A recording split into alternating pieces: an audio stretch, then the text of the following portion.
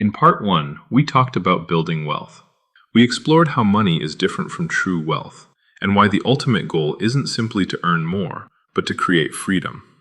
In part 2, we'll go deeper into one of Naval's most powerful ideas, judgment. Because building wealth isn't only about what you know, it's about knowing what decisions to make, when to act, when to wait, and when to walk away. Because ultimately, the quality of your life is shaped by the quality of your decisions. And to understand why judgment matters so much, imagine two people. They have the same education, the same amount of money, the same opportunities. Yet 10 years later, one has built an extraordinary life. The other is still struggling. What made the difference?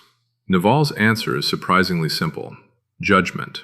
Judgment is the ability to make good decisions, especially when the future is uncertain.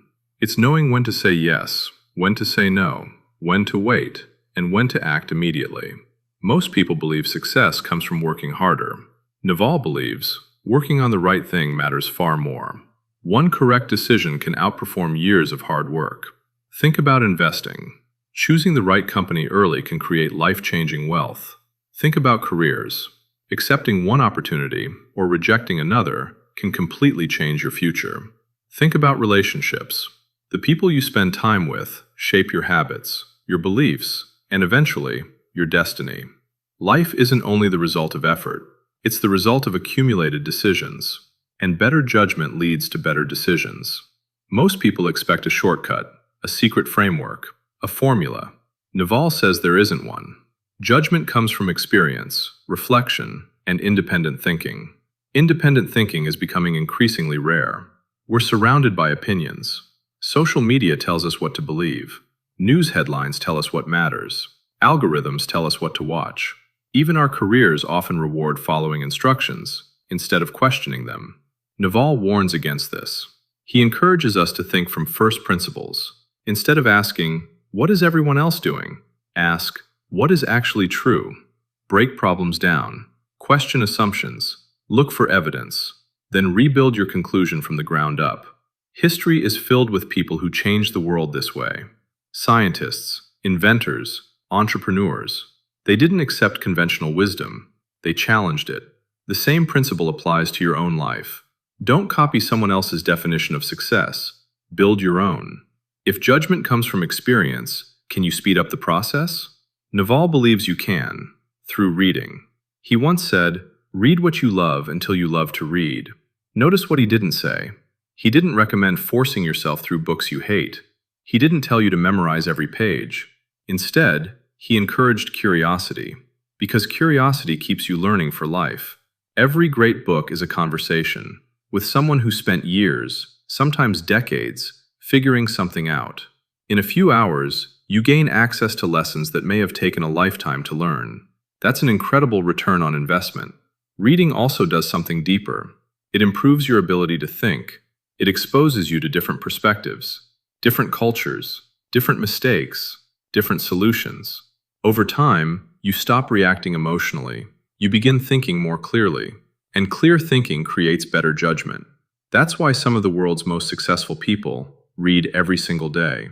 Not because they have extra time, but because they know it saves them from making expensive mistakes. One of the hardest lessons in life is that every yes is also a no. Say yes to one project, and you're saying no to something else.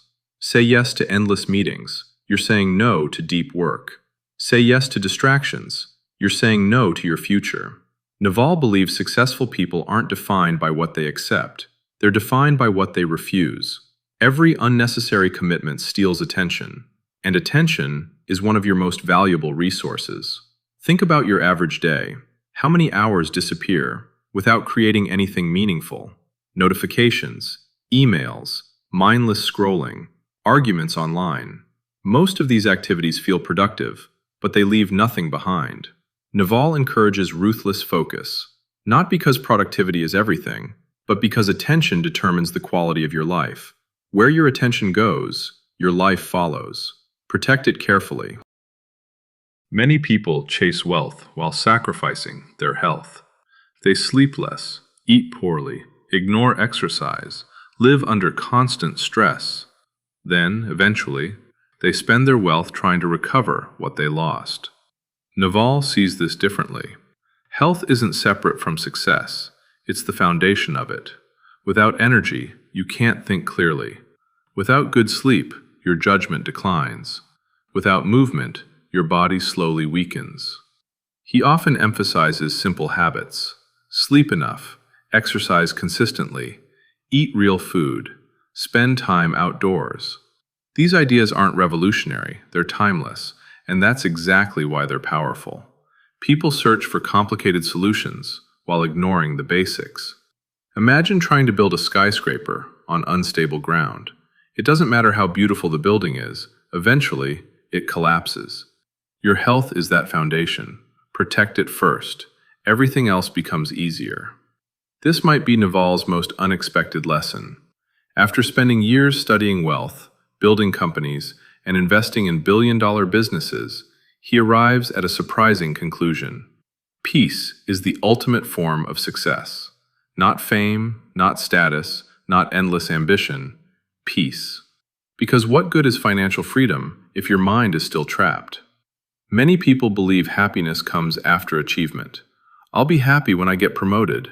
I'll be happy when I earn more. I'll be happy when I buy the house. But every achievement creates another target, another desire, another race. Naval says, happiness isn't something you chase.